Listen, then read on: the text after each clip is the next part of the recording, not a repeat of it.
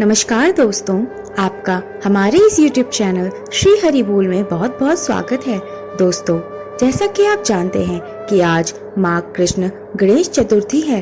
इसे हम सकट चौथ के नाम से भी जानते हैं। आज के दिन माताएं अपनी संतानों की लंबी उम्र की कामना के लिए व्रत रखती हैं। आज हम सकट चतुर्थी के व्रत की कथा का श्रवण करेंगे।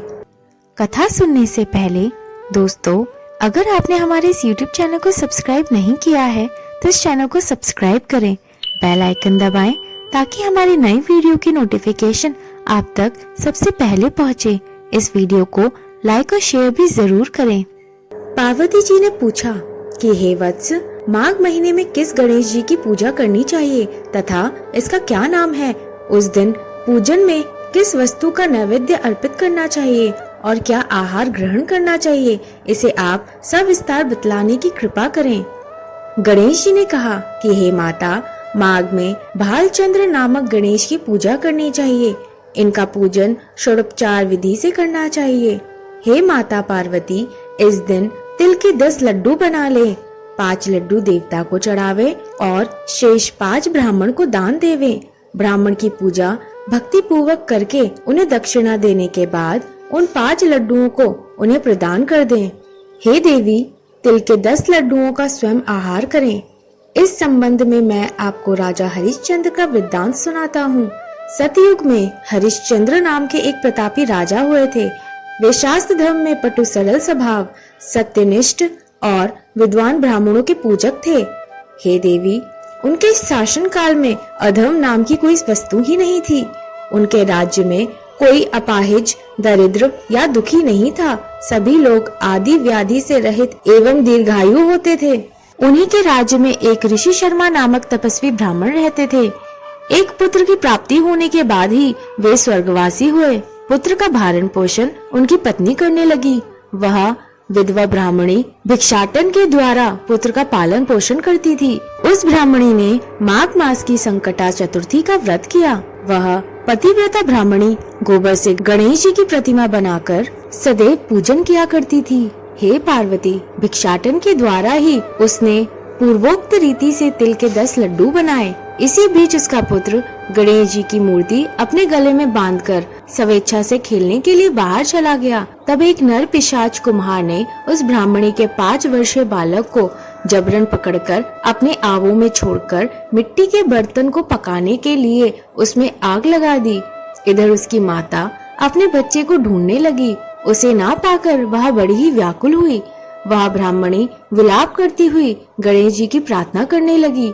हे गणेश जी, विशाल शरीर वाले, हे सूर्य नारायण की लाली के सदृश कांतिशाली, हे सुंदर जटा समूह को धारण करने वाले, आप इस दुखनी की रक्षा कीजिए।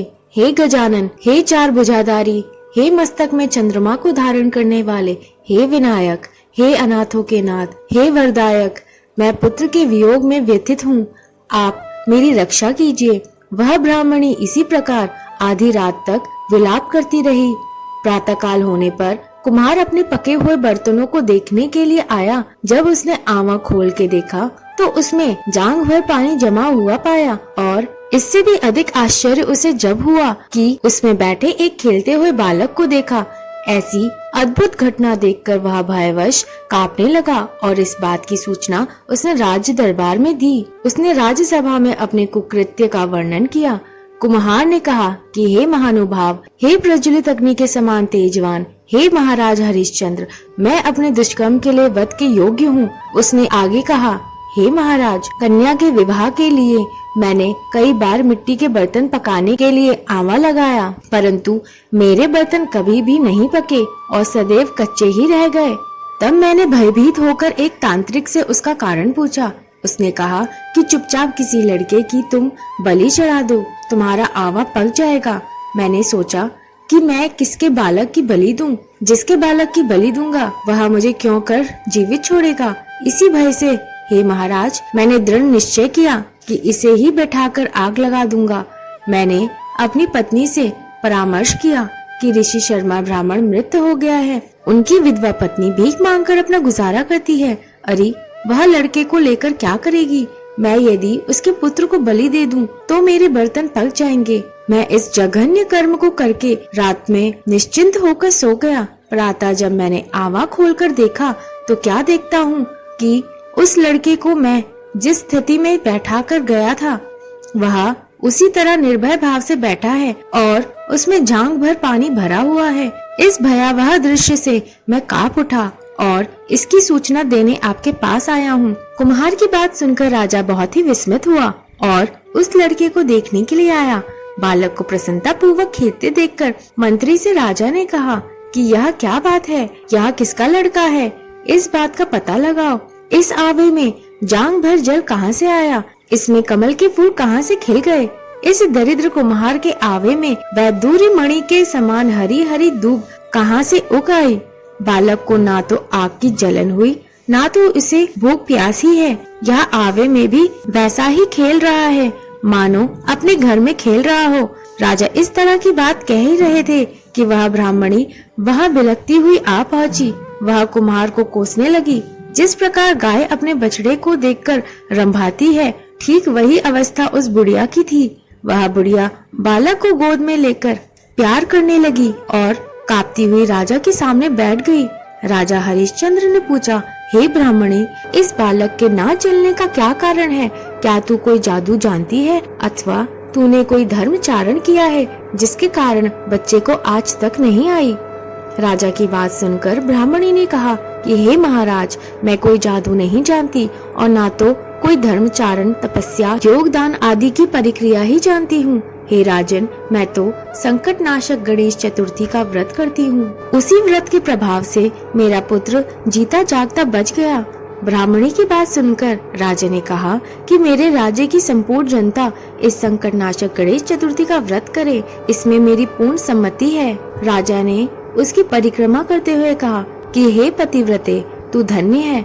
राजा ने संपूर्ण नगर वासियों को गणेश जी का व्रत करने का आदेश दिया। इस आश्चर्यजनक घटना के कारण सभी लोग उस दिन से प्रत्येक मास की गणेश चतुर्थी का व्रत करने लगे। इस व्रत के प्रभाव से ब्राह्मणी ने अपने पुत्र के जीवन को पुनः पाया था। इतना कहने के बाद श्री कृष्ण ने कहा कि हे युधिष्ठिर, आप भी सर्वोत्तम व्रत को कीजिए।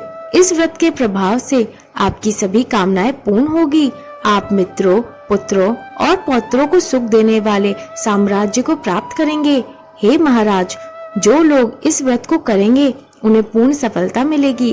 भगवान कृष्ण की बात से युधिष्ठिर बहुत प्रसन्न हुए और माघ कृष्ण गणेश चतुर्थी का व्रत करके निष्कंटक राज्य भोगने लगे। इति सकट चौथ व्रत कथा संपूर्ण। बोलो गणेश भगवान की जय। बोलो माँ पार्वती की जय।